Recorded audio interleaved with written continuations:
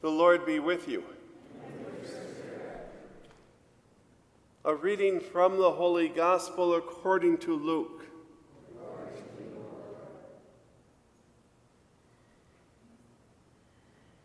Great crowds were traveling with Jesus, and he turned and addressed them. If anyone comes to me without hating his father and mother, wife and children, brothers and sisters, and even their own life, they cannot be my disciple. Whoever does not carry their own cross and come after me cannot be my disciple. Which of you wishing to construct a tower does not first sit down and calculate the cost to see if there is enough for its completion? Otherwise, after laying the foundation and finding yourself unable to finish the work, onlookers should laugh and say, "This one began to build, but did not have the resources to finish." Or what king marching into battle would not first sit down and decide whether with 10,000 troops he can successfully oppose another king advancing upon him with 20,000 troops? If not, while he is still far away, he will send a delegation to ask for terms of peace. In the same way, any one of you who does not renounce all of their possessions cannot be my disciple. The Gospel of the Lord. Praise to you, Lord Jesus Christ.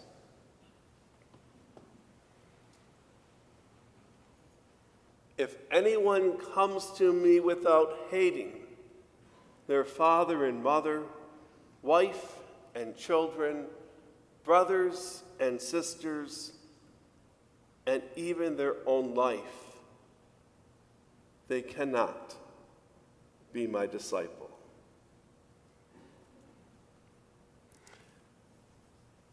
These words of Jesus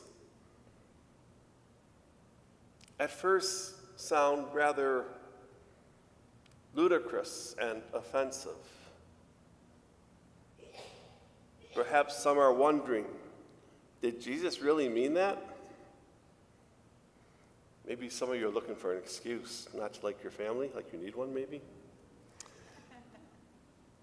We have to understand that just as understatement is essential to British humor, so its opposite, hyperbole, gross exaggeration, was essential to Jesus' world in the first century.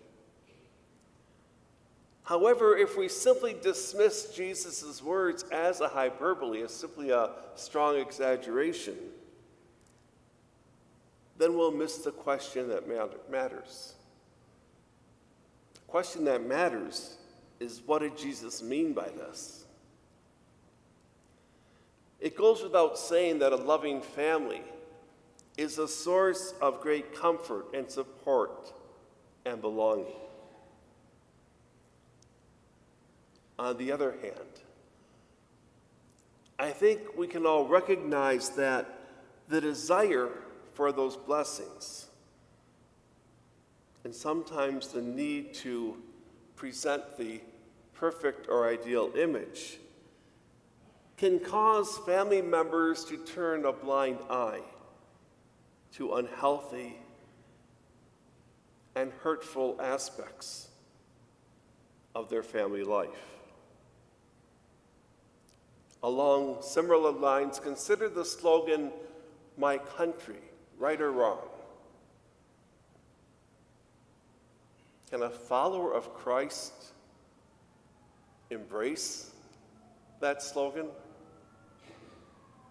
After all, in the face of unjust actions and harmful behaviors, faith obligates us to at least identify them, and whenever possible, to address those behaviors and actions.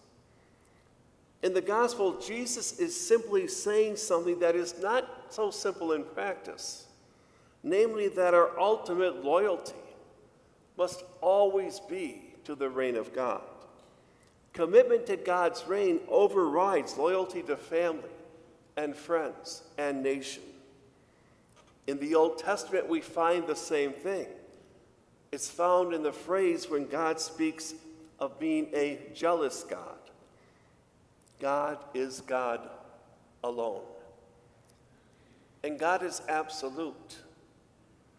And God is not interested in competing with the rivals that you and I create. The point Jesus is making is not about how we might relate to our family, but how we respond to the call of God. Growing up as I did in the 1960s and 70s, I came to really admire many of those who were involved in the civil rights and peace movements. Their commitment sometimes resulted in hardship. Being arrested, put on trial, losing relationships, having to flee their own homeland. And yes, some were killed. And over the years, of course, I've noticed, not to pander to anybody, but I've noticed how musicians and artists, athletes especially, become so committed to their passion and their craft that they renounce many other aspects of life that most of us take for granted or even see as essential. And will anyone ever write a larger blank check in their life as they do when they become a parent? When someone becomes a parent, they never know what their children are going to bring into their life and what might be required of them as parents.